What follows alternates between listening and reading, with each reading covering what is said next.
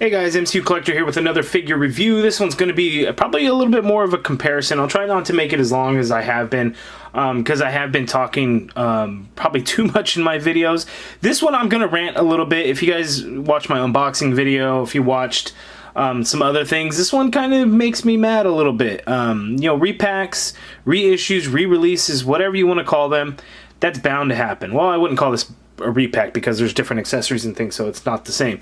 But less than a year from an exclusive, it just kind of rubs me the wrong way. Now, I know eventually another one was going to come out.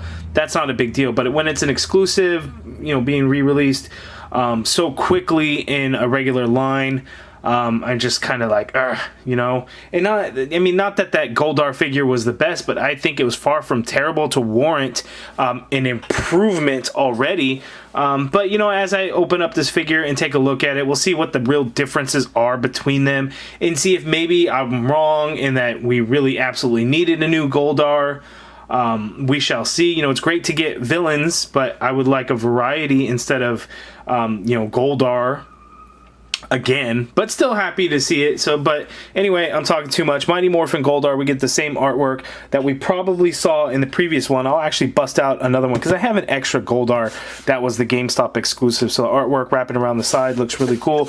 On the back of the package, we get an awesome look at the figure, which the promo image makes it look absolutely fantastic. But of course, the figure doesn't actually look exactly like that. So the promo art, you know, usually they're fairly close. You know, there's some things and some composites that they do to the figures that change some things up.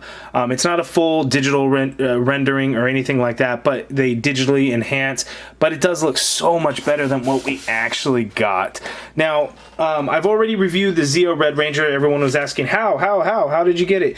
These are starting to hit Targets now. So my buddy Dope Toys NY in New York, he found it at his local Target and he shipped them over to me.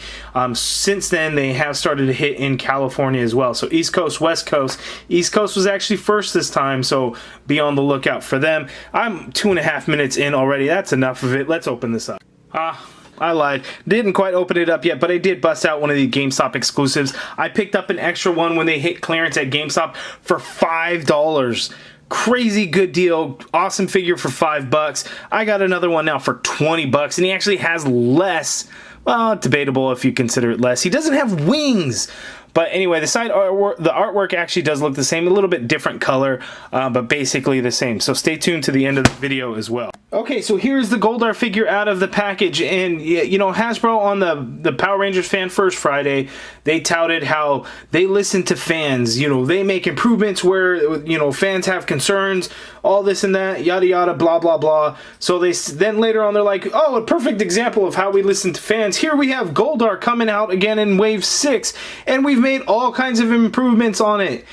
But did they? I mean, yes, there's more paint on this one, but it's minimal. Minimal. We get a new sword. That's cool. We get an awesome looking effect, which I think is going to be hard with the red background right now, but that does look pretty cool. We get no wings. We get the little clip wing things that he had on the back, whatever that was. That was a season 1 thing. Then when Lord Zed came in season 2, Lord Zed gifted him with his wings back or some BS. I don't really remember. So it's just kind of weird. The back of the package actually shows that effect piece in a purple color, but it actually came out in red. So a couple of things. So let's zoom in. We'll take a look at the sword, compare it to the previous sword that came out. We'll take a look at that effect piece. He has the same accessories, which are basically the hands.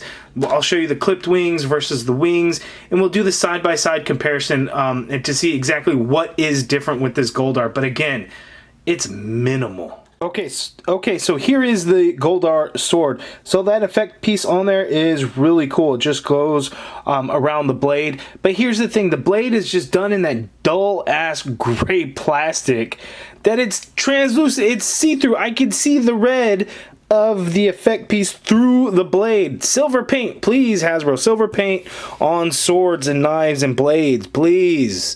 But let's remove that effect piece. That is pretty cool how it wraps on there. And we'll take a look at the difference in the swords. They are similar, but they are different. So you can see we get the same kind of serrated part as it gets close to the hilt. You can see the hilt. The hilts are different. This one has, the old one has a little bit of molded design in it. This new one has a much smoother hilt. We get some gold paint on there, so that is pretty cool.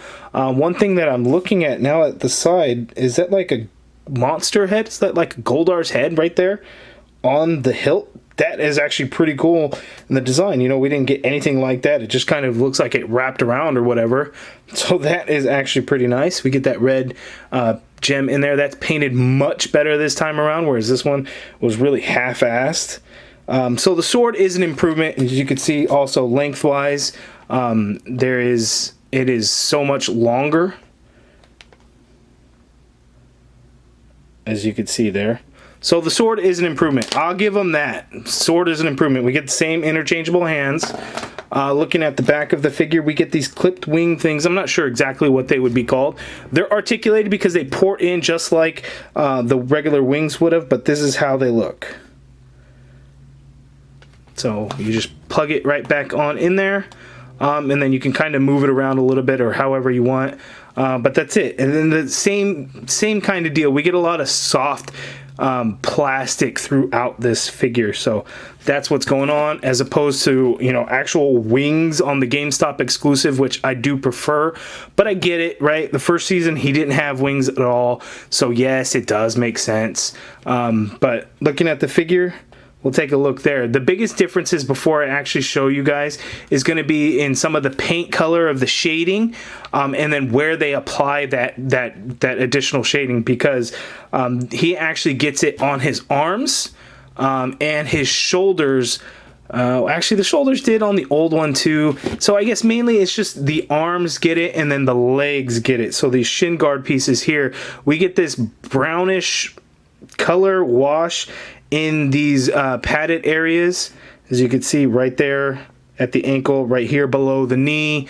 We get some of that on that textured portion there on the forearm, on the inner bicep. There's a little bit of that shading in there as well.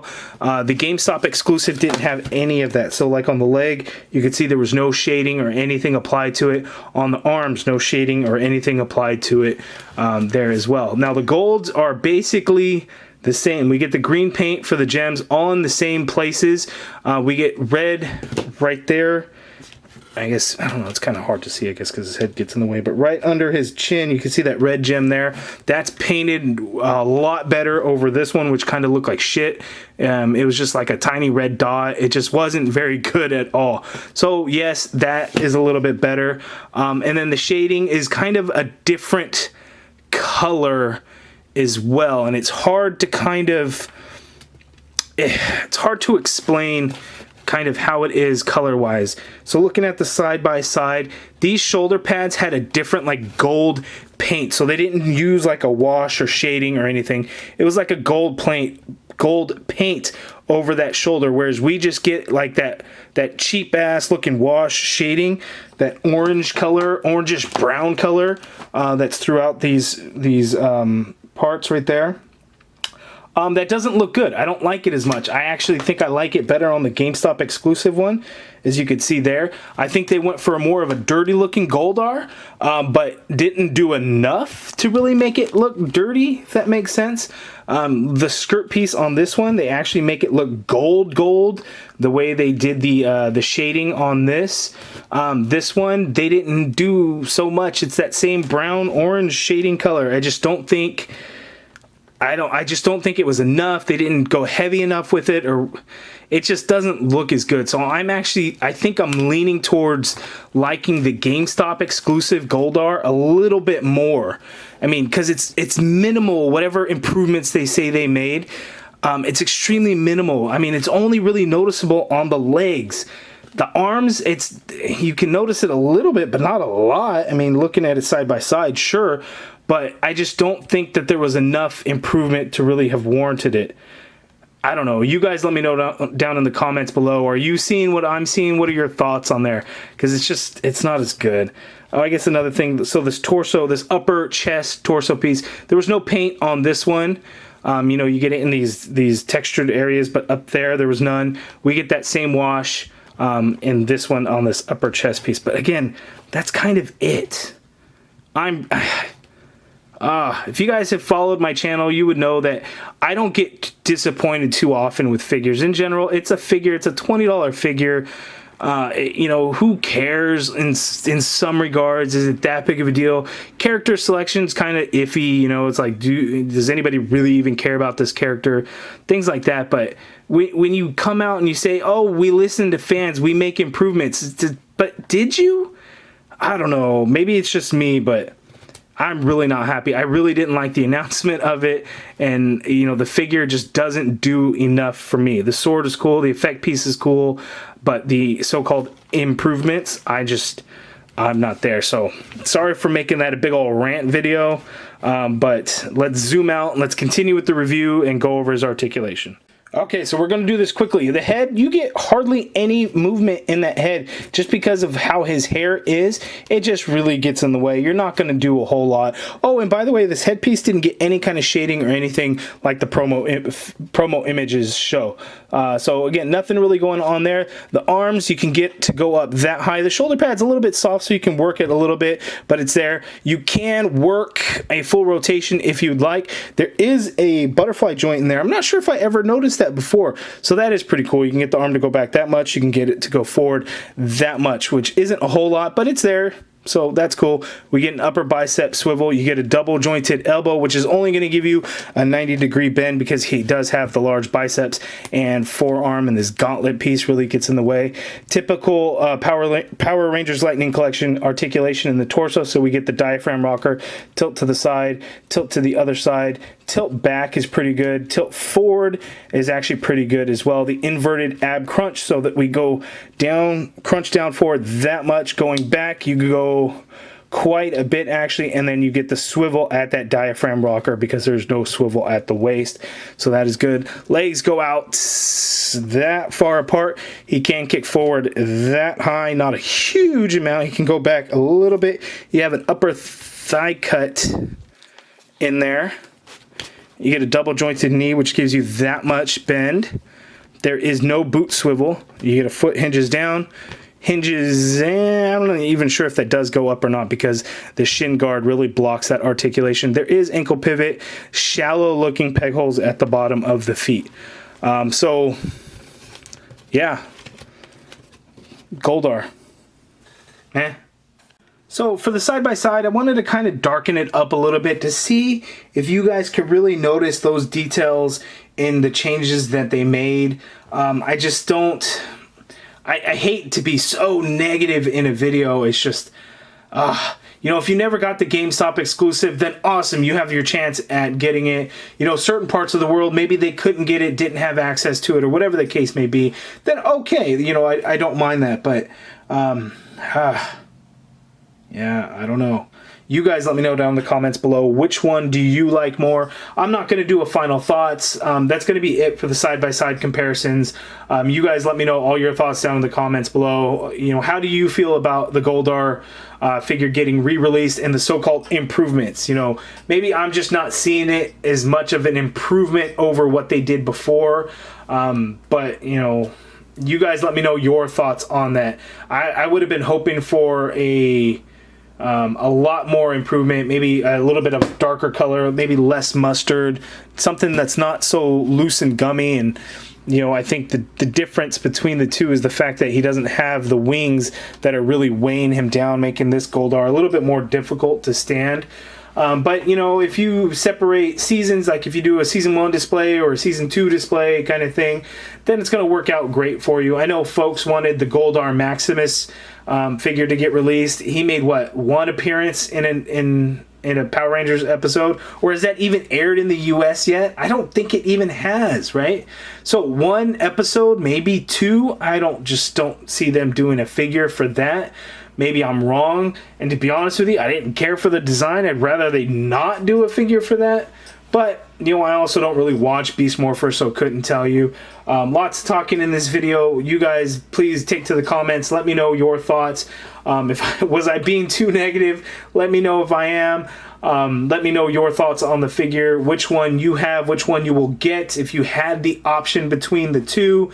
Let me know all of that down in the comments below. If you've stuck with me all the way to the end of this video here. Earlier I had showed you that Goldar figure and I said stick around until the end. So I am telling you guys right now, I have this extra GameStop exclusive Goldar figure. I have 3 extra of them, but right now I'm going to be giving away one of these figures. So I'm going to make it easy and nobody's going to really pick up on it. Don't even mention in the comments, oh, this is my entry or anything. Just simply tell me who was your favorite villain from the Mighty Morphin Power Rangers season. So that's seasons 1 through 3. Any of those villains, you guys let me know. Just put my favorite villain is and then name of whoever that villain is.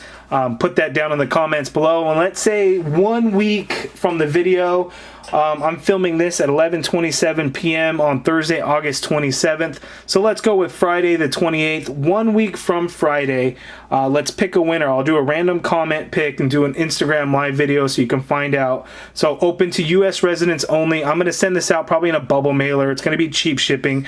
But September 4th, let's pick a winner. So comment your favorite villain from the Mighty Morphin seasons, and then I will do a random draw to get us a winner, and I will send this Goldar out to you guys. So there it is. If you guys, again, stuck with me through this far, thank you for watching. Hit the notification bell so you know when all my new videos go up. Make sure you are a subscriber, and thank you.